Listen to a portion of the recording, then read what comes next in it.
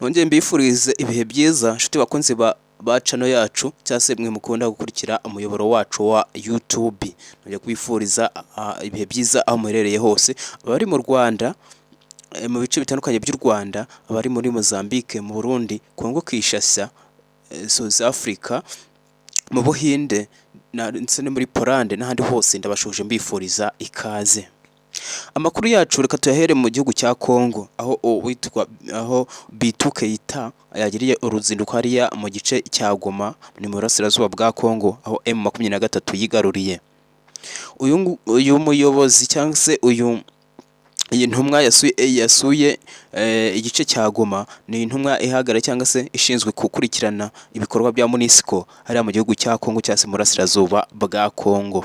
Ibi ngibi akaba yabikoze kuri tariki ya 13 z'ukwezi kwa gatandatu umwaka wa 2025. Bintou Keita akaba yaganiriye n'abayobozi ba M23, aho baganiriye ibintu bigiye bitandukanye, yewe no kuba M23 yava muri bice byose yafashe.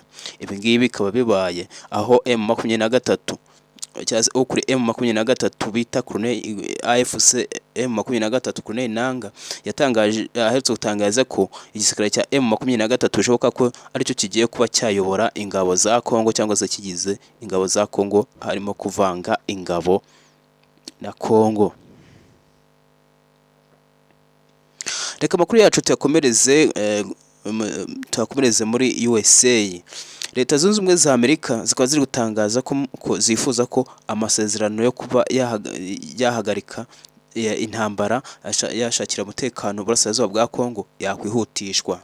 Ibi ngibi bikaba byatangajwe n'umunyamabanga wa Leta Zunze Ubumwe za Amerika ubita Marco Rubio, akaba yitangaje aho Leta Zunze Ubumwe za Amerika bifuza ko bakwihutisha icyo bita amasezerano kugira ngo hatagira ibintu byinshi bizakomeza gupfa, kandi yifuza ko hari ibyo ishaka kuba yatangira gukorera cyangwa se imishinga yatangira gukorera hariya mu gihugu cya Congo. Reka tusubire muri Congo, aho uwo bita Joseph Kabila. Uyu nguyu akaba ari uwahoze ari perezida w'igihugu cya Congo, akaba yarakiyoboye imyaka 18 yose. Ibinyamakuru byinshi bikaba bikomeje gutangaza ko Joseph Kabila atigeze yitwa izina rya Joseph Kabila, ahubwo yitwa Hippolyte Kanambe. Uyu nguyu akaba yari no zina kugira ngo agaragaze ko ari umuhungu wa Laurent Désiré Kabila, uyu wageze gutegeka Congo. Ahangaha ibinyamakuru byinshi bikaba biri gutangaza yuko Joseph Kabila wiyise Joseph Kabila kandi yitwa Hippolyte Kanambe, akaba uyu nguyu atari umukongomani. Uyu nguyu akaba mu by'ukuri ngo harabayeho ibikorwa byo kuba yakwigana cyangwa se yakwihitirira aho bita Laurent Désiré Kabila nk'umuhungu we, ariko mu by'ukuri ibinyamakuru byinshi bikaba bikomeje kuvuga ko uyu nguyu atari umukongomani, yewe atari n'umuhungu wa Laurent Désiré Kabila. Amakuru kandi bongeraho nuko barimo kugaragaza cyangwa se abagaragaje amafoto y'abagabo babiri, aho barimo bagereranya waba ari se wa Hippolyte Kanambe cyangwa se Joseph Kabila, aho barimo kugereranya abagabo babiri, aho agaragaje aho bita Laurent Désiré Kabila ndetse n'undi mugabo tutabashoboye kumenya amazina yiwe, kugira ngo abantu babe babasha kuba batoranyamo uwaba se wa Hippolyte Kanambe cyangwa se Joseph Kabila. Abantu benshi rero babonye ano mafoto babonye ko mu by'ukuri aho bita Laurent Désiré Kabila nta sano na ritoya yafatanye na Joseph Kabila cyangwa se wiyita umuhungu we bita Hippolyte Kanambe.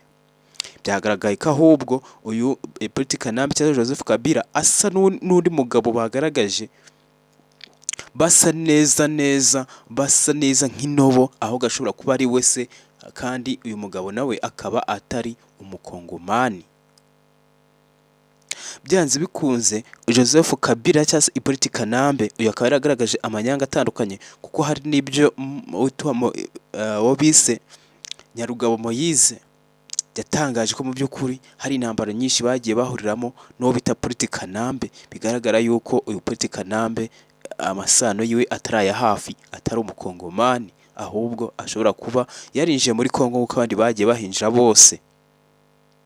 uyu Paul Kanambe bavuga ko yanije mu gihugu cya Tanzania, aho abatanzania benshi bamuzi, bakaba bavuga yuko mu by'ukuri atari kavukire cyangwa se atari umukongomani, kandi ibyo bikaba byahamijwe n'aya mafoto yagaragaye ko uwitwa Laurent Desire Kabila nta sano afitanye n'uyu nguyu Paul Kanambe cyangwa se wita umuhungu we wita Joseph Kabila. Amakuru yacu tuyakomereze mu gihugu cya Isirayeli, aho Isirayeli yagabye ibitero bikomeye cyane mu gihugu cya Irani.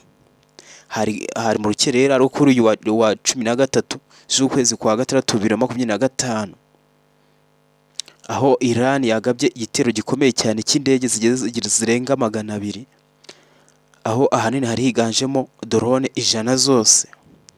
Biri kuvuga yuko iki gitero cyahitanye uwo bita Hussein Salami, akaba ari umuyobozi w'umutwe bita Revolutionary Guard.